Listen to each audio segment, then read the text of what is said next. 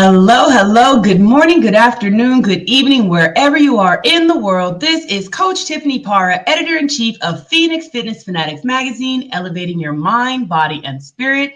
Happy Monday, y'all. This is our Mental Monday segment, and we have some very special guests. Some of our contributing writers are going to be taking center stage with me on the Own It Publishing platform, and we are going to be talking about depression and how we can get to the other side of it, how we can have resilience when it comes to some of those different situations, those difficult situations in life. So let me go ahead and bring on a couple of our contributing writers here, taking center stage with me. Teresa, what's going on, Teresa? Welcome, welcome. Good morning. Good morning. Welcome, everyone. And we have Mr. Jeffrey Edwards. Hello and good morning, sir. Welcome. Morning, everybody. And hello. We've got Avi Sheila coming in the house as well. Good afternoon, coming in from the UK. So welcome, Coach Avi. Good morning, good afternoon, wherever you are. Hello. Thank you so much, everybody, for just showing up this morning. For me, it's 7:00 in the morning here on the West Coast. So let me just go around the room real quickly. I'm going to have everybody introduce themselves, tell everyone who you are, where you are, and a little bit about what you do, because there's some people in here tuning in that probably have never met you before. So, Teresa, we're going to go ahead and start with you. Okay, welcome, everyone, and thank you for having me on this morning. I am Teresa Palmer. I'm a nurse practitioner or advanced practice nurse, and my expertise is holistic cardiology. And I've been doing that for over 3 decades. Wow, that makes me sound old. But anyway, I started at a very young age. And I have written a book called Heal Your Heart from Within, which is knowledge and tools of not only self-awareness, but self-care when it comes to heart health. And that's particularly important because not only for heart health, for our own health, because self-care is very much important. And in order to have self-care, you need to be self-aware, which is a precursor to self-care. So what I do with patients, I was doing it up until recently in my private cardiology practice, was bridging Eastern philosophy, medicine, spirituality, and metaphysics with traditional cardiology medicine. So people were getting the best of both worlds. And I think that's also important because it's never an either or, it's always a both. It's this and it's that. It's not this or that. So I do a program called Heart Consciousness, which is all about self-awareness, self-care, and tuning into your heart, which tunes you into who you are and your physical body. Thank you so much, Teresa. Welcome. All right, we're going to move down to you, Jeffrey. Go ahead and introduce yourself. How are you doing? I'm author, musician, journalist, CEO, and host of 3 podcasts, interviews, sports, and social discussion. I'm here in Detroit, so what up, though? We still grieve that Lions loss. So maybe next year. I have a book out recently, my 4th one, JLE Daily Devotionals, a 365-day book to help you achieve your goals, motivate you. Have 2 albums out, JLE World, JLE Experience. I'm a journalist. I have my press pass. Trying to figure that thing out so I can be at the sporting events. And CEO of a few companies. So I'm trying to help you find a purpose, ultimately. Awesome. Thank you so much, Jeffrey. Welcome. All right. Coach A.B., please introduce yourself. Yeah, so my name's A.B. Sheila Jettispaith, and I'm a self-love and mental fitness coach. And I help women work on their limiting beliefs, help them to gain self-confidence and move forward, feeling empowered to make decisions that help them to live a fulfilling life. Yeah. Awesome. Thank you so much. So today's Mental Monday is focused on really having a resilience and thriving after depression. We've all had moments where we have, whether it be a loss of, a loved one or a pet, a job, whether it be a diagnosis, right? There's a lot of different things that can bring us into that, dark place that I'll call depression. So we're going to just kind of dig into, the mindset shifts and just a lot of ways that we can, really overcome this, because there is light at the dark or light at the end of every tunnel, right, everybody? So what are those mindset shifts, when we get to that really dark place and we get to that depression where we feel that it's the end of the world. We don't know what to do. What are some of those mind shifts that are really crucial and critical for transitioning and just making it click so we can survive and thrive through this? Teresa, so what are some of the mindset shifts that we need to really just transition through that depressive state? Yeah, I'll start with first, I think it's important. Is it a clinical depression or is it a sadness? Because sometimes, even with a loss, we're expected to be sad, to grieve if we lose a pet, a job, anything. The difference is, can we get up in the morning? Can we still do things, take care of children or other pets or anything if we have to? Or is it to the point where you pull the covers over your head, you can't do anything? That's important to distinguish, and that needs to be done by a healthcare professional, because sometimes people do need medication. And when it's done appropriately, it's a jump start to everything else.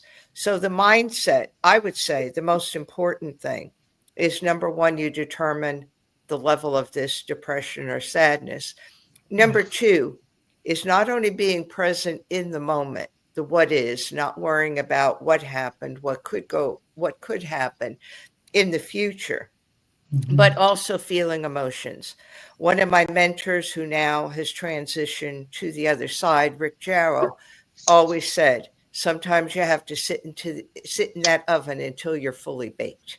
And too often we try to come out too quickly before we're baked. And then what happens, we don't deal with the situation or the emotions, and we have to go back in the oven.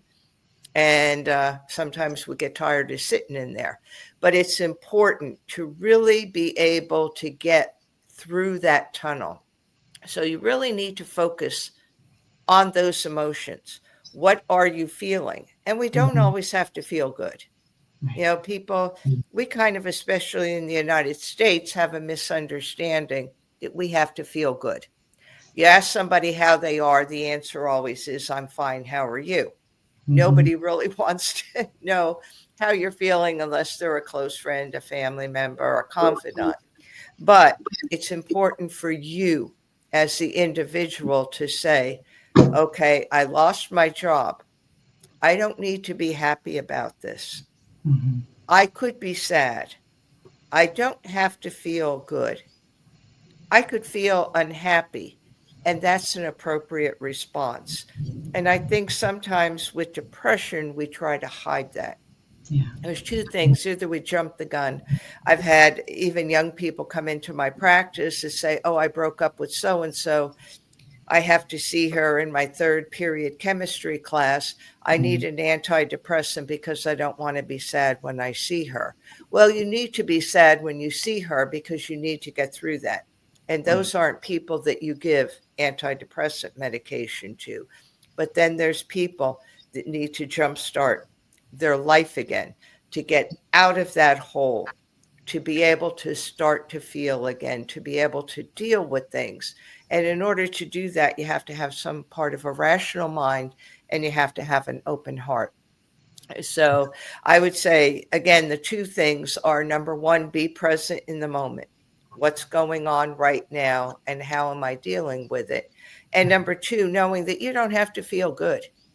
There's sure positive thinking is important, but it also has to be realistic when you're thinking positive.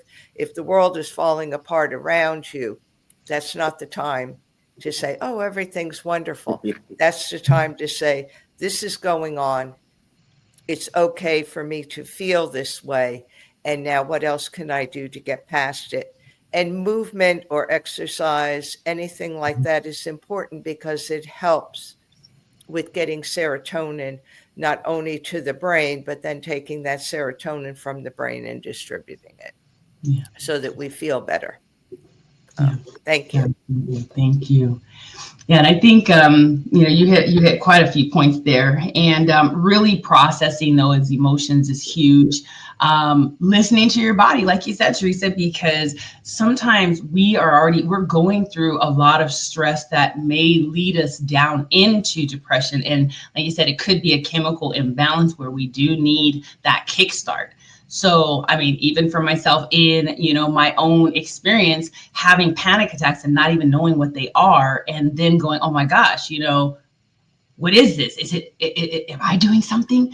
And then you go down a whole different rabbit hole. So, that kickstart sometimes is necessary, but also, as you said, like a breakup, something like that, processing those emotions and going through it, is everything. So let's go to you, Jeffrey. What mindset shifts are crucial in transitioning, from surviving to thriving after going through depression? Well, I know my most recent experience being laid off late October, outlook, because working, okay, you might have stuff you're going to try to take care of, and then boom, you're not working. Now you got to go learn what the unemployment is, because I've been working since I was 14. Like, where do I go for that? And then you have a little shame because you want nobody to know, like you did something wrong, but it's a part of life, and I'm a man of faith, so what do you hold on to? Do you really believe that God supply all your needs? There's like a little Job test for you. Okay, you talk all that, you tell others when they go through, now you going through, what do you believe? And do you have a community? And do you let them in to know?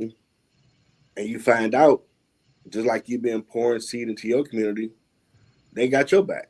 And that's the most humbling part of it, when I call the voices, because you start hearing now, you're going to be homeless, you're going to pay this. No, I ain't listening to you. I'm listening to you, I'm going to be sitting here wallowing, drinking some crowds, just all jacked up. That ain't going to get me nowhere. It sucks right now. I'm frustrated. But there's going to be an end to it. And then maybe start writing down your goals of, okay, how do I regroup? Do I read my resume, learn some new skills? Right. Do I maybe get in my word more, or read a self-help book? Daily day devotionals might help you. Yep. Get focused and really reevaluate. Because I know I've recently had to do it and apologize to God, because you're like, dude, every time I look up, I'm dealing with something. What's up with all that?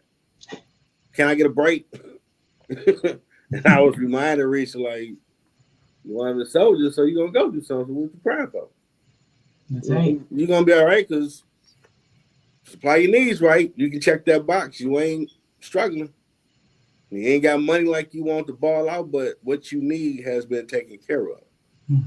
And that helps you, I hope, become grateful that those things are being met, which can make you feel more confident. And your community, the people you pour it into, they reaching out like, oh, here's $20. Just because I know what's going on. I got you. Don't worry about it. Just keep positive. Keep focused. Keep working on your podcast. So you need some money for that. You be like, wow. You don't think about you pouring into people, but you get that love back.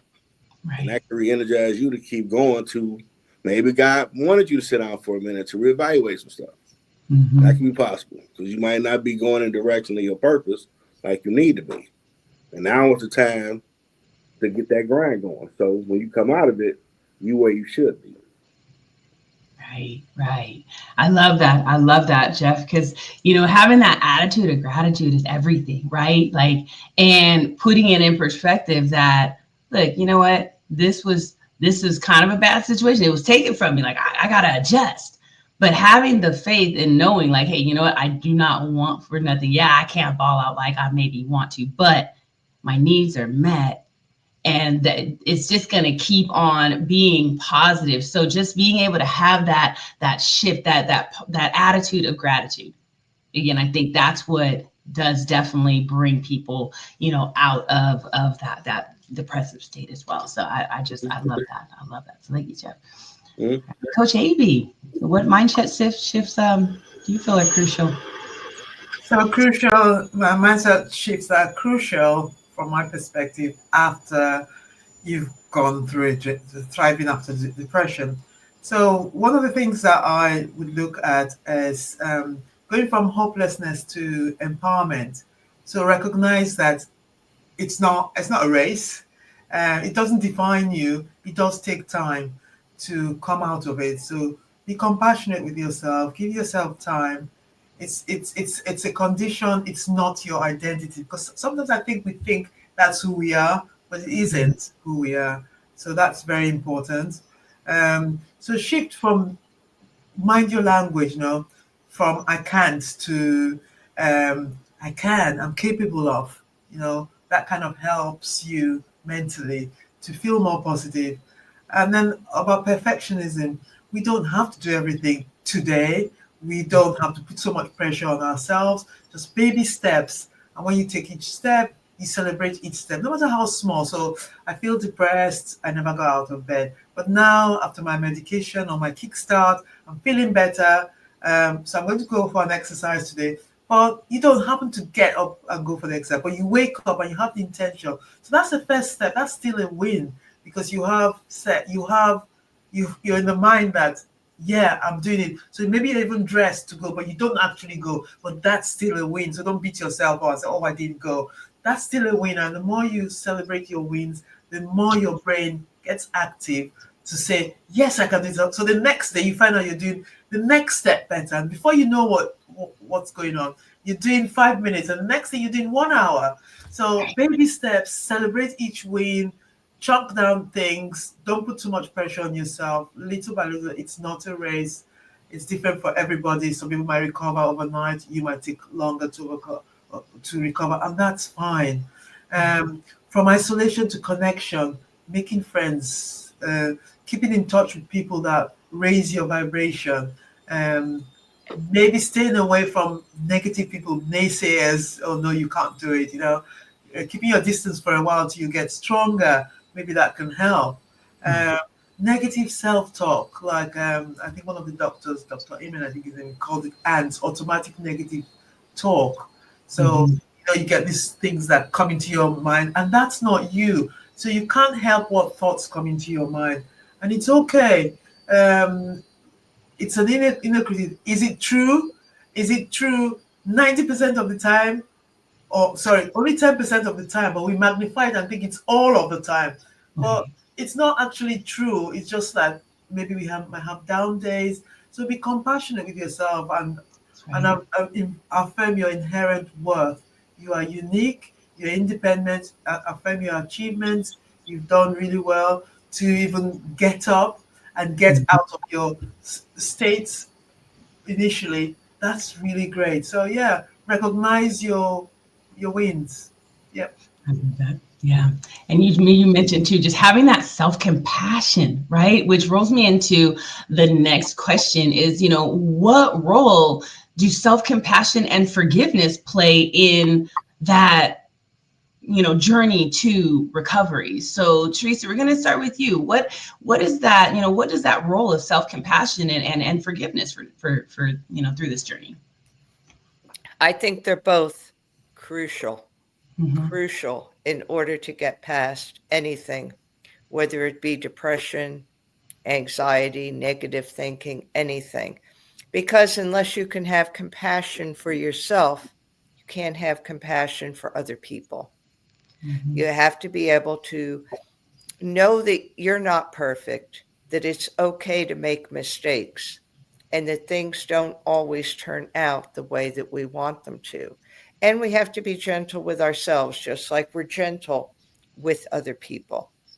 And we're always taught to show compassion for other people, but we're not always taught to show it for ourselves, because sometimes we have very high expectations of who we are, what should be done, what success is. And sometimes we need to sit down with ourselves, get to know ourselves. And that's where quiet time or a moving meditation, either a sitting or a moving meditation, comes in to get to know yourself. So that once you know yourself, you know how to be compassionate with yourself because you know what your mind, body, spirit needs. And then the second thing is forgiveness. And boy, forgiveness, if you can't forgive, we kind of look at forgiveness as the other person. Oh, well, I can't forgive so and so for whatever. And there are some horrible things that happen to people. There really are. And forgiveness is not about forgetting, but it's about moving past it. So it's for you. It's not for the other person. It's for you. And in order for you to move on with your life, to get past the situation, the thought, whatever, you have to. And I say have to because it's so important that you have to forgive. You're not doing it for the other person because 9 times out of 10, either they don't care, they've forgotten about it, and they've moved on. And you're the one that has not, you're stuck not only in that anger, that hatred, and that's no good for you physically, emotionally, or spiritually. And a lot of times when you find people that can't forgive, they can't get past something, it so affects their health with chronic illnesses, whether it be heart disease, lung disease, any diabetes, anything, because that festers inside the body. And eventually the body will turn against itself in order to deal with things. So I can't tell people enough. Forgiveness is not about the other person. It's not about them. It's about you. And whether you could say to them personally, I forgive you for X, Y, and Z, or write a letter, or if the person's deceased, either write a letter, maybe go to the gravesite, but it's so important. And you may need professional help with this. You may not be able to do it on your own. You may need therapy, and there's nothing wrong with seeking out professional help in order to forgive. So it's just so crucially important. I could talk about it all day, but I'm going to turn it over to one of my colleagues so they can continue with this. So thank you so much, Teresa. Thank you. We're going to go ahead and go to you, Jeff. What are your thoughts?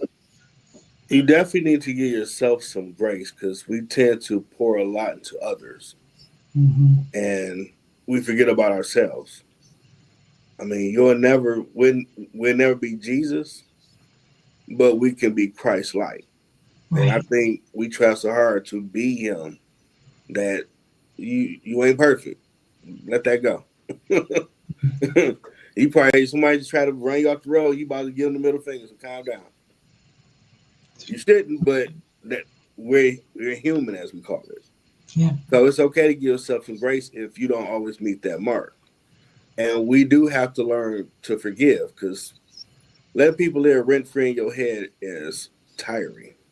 Absolutely. They done moved on 10 years past where you should be because you still stuck in 2010. They're like, are you still mad about that? That's going to make you more mad because I ain't thought about you. So it really is to help you let go of what's happened to you. If you need help, go get it. But you first have to admit there's a problem and you need to let it go. Because when you let it go, you can get back on why you were created, what you should be doing. But that's a lot of energy to be upset all the time. And you can't get that time and energy back. And the way this world going, you could have been way more productive than sitting up there mad drinking like, I can't stand this person. I want to throw rocks at him. And you ain't did nothing all day for the last 3 hours. But think like that. That ain't good for you. Not at all. Not at all. Yeah. No, and as Teresa mentioned too, that's going to turn into festering stuff in the body. I mean, that's the body in ease, right? And what is disease? It's diseases, right, Teresa? I mean, that heart disease, the cancers, the diabetes, all those different things. I mean, even, in my studies of diabetes and trying to stay on the other side of it, when you are holding on to stuff, your blood sugar spikes. And that's very interesting because you are so upset and you don't even know. Like when you're upset, that silent killer called high blood pressure, your blood pressure goes up. When you're having those negative thoughts about people you haven't forgiven and all those things, and you're sitting there, you don't even notice it, but it is going up. If you actually were to have a blood pressure thing on and be able to monitor that, you would see that. So just stay mindful of that, hey, you know what?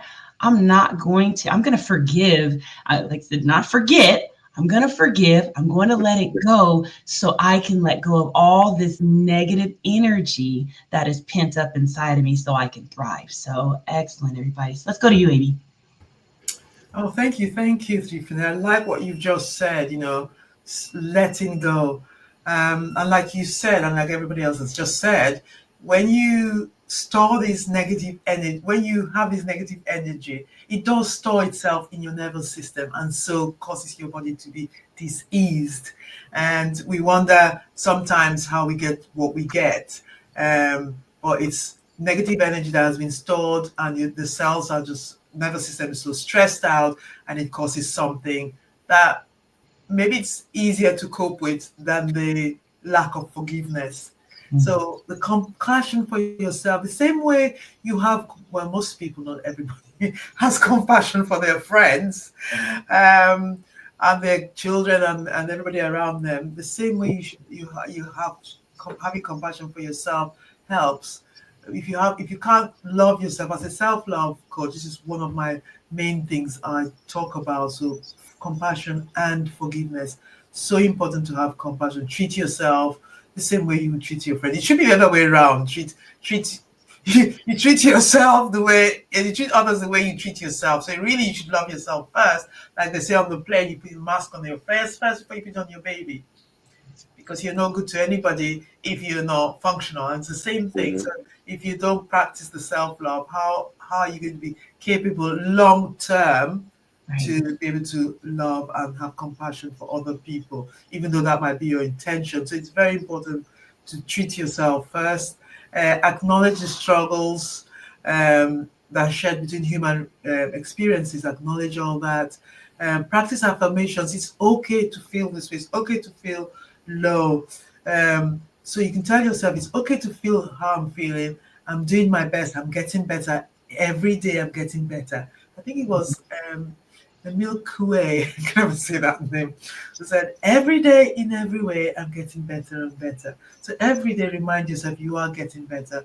You're better than you were the other day. So just remind yourself of that. And forgiveness, like the others have said, it's not about forgetting, and it's not about forgiving the other person.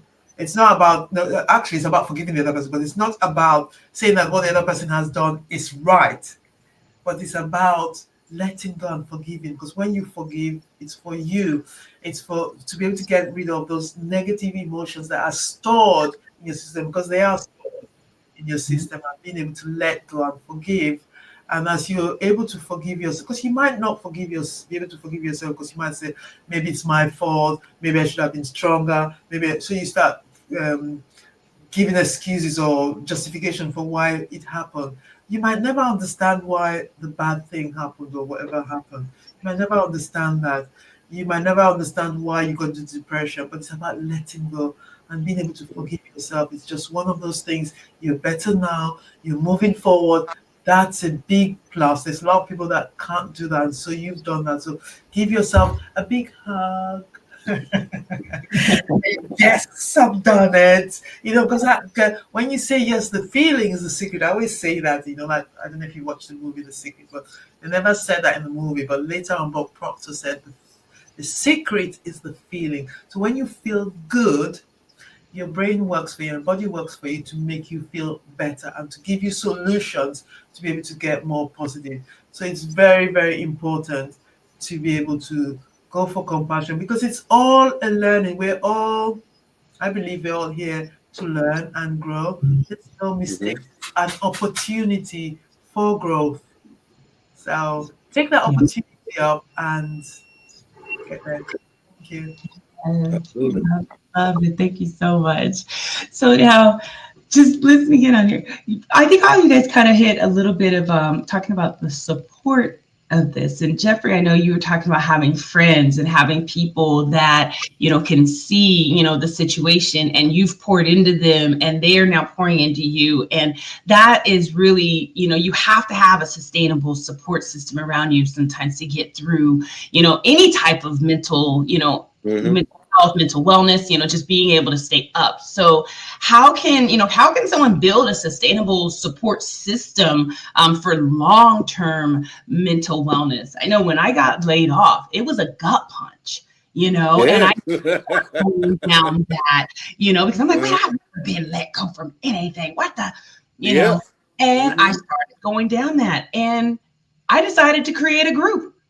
And that group was just a handful of people that I just wanted to celebrate wins, personal and professional, with each week. Wanted to chat about any challenges, personal and professional, just because I wanted to, feel like, what, I'm not alone in this. There's other people that are out there struggling with some similar things that I am.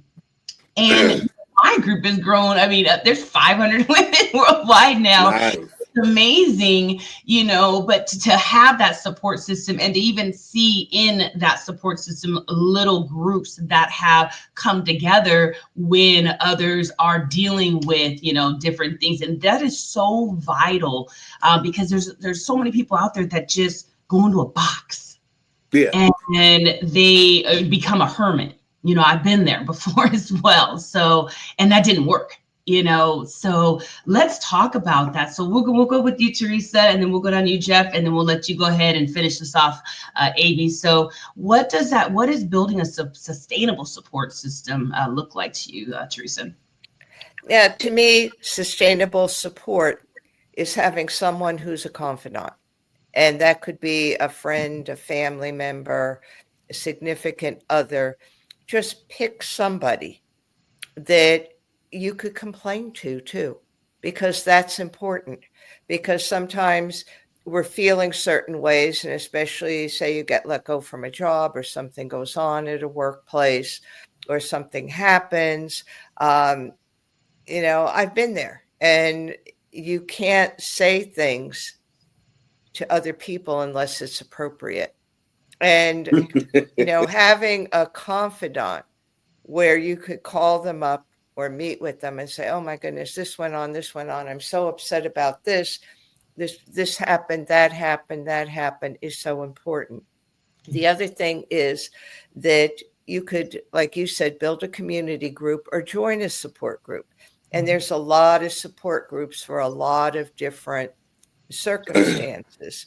And you could join a support group. Just make sure that it's one in confidence, that it's a group that everything is held in confidence and nothing goes outside those walls. Right. That, that's very important. That because sometimes you don't know who people are. Mm-hmm. And you could get into a lot of trouble. And I'll share a quick story. Many years ago, when I was starting my career, I was promoted to a position as a head nurse, a head of a department. And it was a department that had a lot of turmoil. A lot of the nurses in that department had been there a long time. And there were things that needed changing, and they did not want to change anything. And some of them also wanted the position and were bitter because they didn't get it, that an outsider came in. And I had gone to this group, and it was a group of nurses, and it was a leadership group where everybody talked about different challenges and everything in leadership. Well, I never did ask if it was, where this information would it ever go anyplace. Well, turns out that when I talked about my situation, somebody in the group who wasn't even in the same state as me was friends with somebody, one of the nurses that I was in charge of. And oh my goodness, all hell broke loose. Wow. It just broke loose because she went back and told her everything, how I was complaining about everybody, how I thought people were lazy. I mean, she was even changing things around. And it caused so much turmoil for me that it took me months to get out of that. And I remember my supervisor telling me, whenever you get into any group, make sure that it's confidential, just like a medical setting or a mental health setting where people can't go back and say anything. So that's the only caution I would say to people, that when they join community groups or support things, to make sure that it is confidential, to always have either a group confidant or a single confidant, somebody that you could bitch to when you need to. Thank you. Love that. Thank you, Teresa. Jeff, go ahead. Yeah, that's a good point. Something my bishop always would say: if you want a friend, be a friend. You want love, give love. So you might already have people you know or might not be that cool with that you can engage and build that connection with. And there will come points and times where they might seem like they got something they want to say to you, but well, I don't know. I have a thing where I say, okay, this GA classified. What we talking about? Because it never happened. Okay, cool. This and this going on. Like, okay, now what you want to do? Want to pray with you? Want me to have some crown with you? How you want to deal with it? Oh, you like what you need? Because I want you to be good. And once you start building those bridges with the person, you might create more of those relationships with, or might have that one or two where they do the same for you. Where if you need to just bitch about it, as you said, go ahead. What's the problem? But they got your back to where after you vet and get all out of the system, okay, now what should you really do to fix it? And that's the key part of whoever you're connecting with. If they really got love for you, they're going to let you do all that. Okay, what did you do wrong? Now, how can you fix it so you good? And you might not want to hear that part, but if they got love for you, like, no, I'm giving you the real. Because you did ABC. So I get you mad at her, but you did that and she did that. So how you going to fix it? It ain't going to go nowhere until you make a move or she make a move. So why don't you make a move? And you might not want to hear it, but you like, okay, they really do got my back. Because if they got love for you, they want you happy. Right. They're going to let you vent, but they're going to give you the real, like, hey, that scripture say you need to go do this, or that help self-help, but you need to go fix it. You can't stay here just mad at the world because you did help cause it. That's right. And you need to vent again, come back, and I'm telling you, all right, you done venting, now go back in there and fix it. And that's your real people. That's right. You got to have those real people. Thank you. Amy, what about you? What does that sustainable support system look like? Okay. Well, thank you all for what you just said. Well, recovering from depression, like I said earlier, it's a journey. It takes a while. It's a path, and sometimes can feel really, really lonely. So building a support system is one of the most powerful ways to reclaim your life and thrive. Support doesn't just happen through tough moments. It provides connection, encouragement, and the reminders that you're not alone.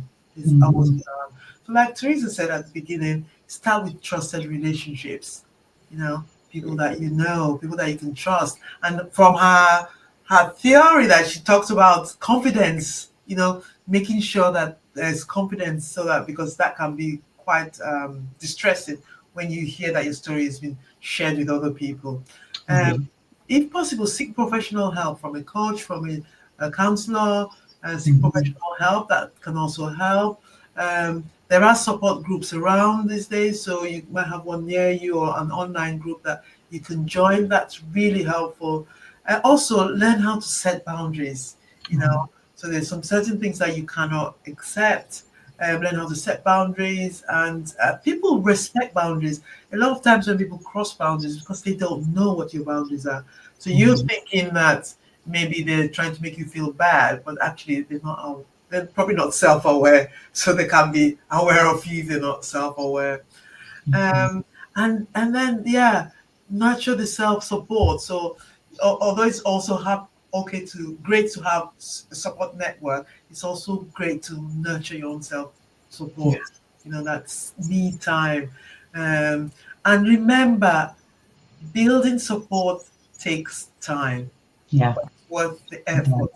So you deserve to be filled with the connection, joy, and encouragement. Yeah. Yeah. All right. Thank you, Evie. Oh my goodness, this has been such an amazing conversation, you guys. Oh my goodness, thank you so much. So I'm going to go around the room. It's Monday, it's the start of a new week. It is Mental Monday. What are some just quick words of encouragement, words of wisdom that you can give the audience to just kick off their week and really, really, start it with a bang? So Teresa, go ahead. Let's start with you. Words of wisdom, words of encouragement. Okay, words of wisdom. Every day is a new opportunity to start again. And just like the sun rises, every day is different. Every day for us is different, but just know that every day you have the opportunity to be the best person that you can, to have your dreams, to have your goals, and to act on those goals and those dreams. So, just like the sun, rise, be present, have your day, and then prepare for a new day at the end of it. Awesome. Thank you, Teresa. Jeff. This day is probably very emotional for a lot of people. I mean, it's MLK Day. Great man that died trying to have equality for all. We had the presidential inauguration. Some people might still be a little upset, but pray. We prayed that prayer for the people in Cali dealing with fires. Someone is worse off than you. So instead of having all them different emotions and angers about events going on, reflect, realize as we're about to inaugurate a new leader, a great leader died years ago, wanting everybody to have a fair opportunity. So take that time to make sure, are you praying for this country and all the leaders and your family and friends to have the opportunity to be their best selves? And are you trying to be your best self? Because it could be way worse than what it is. Trust me.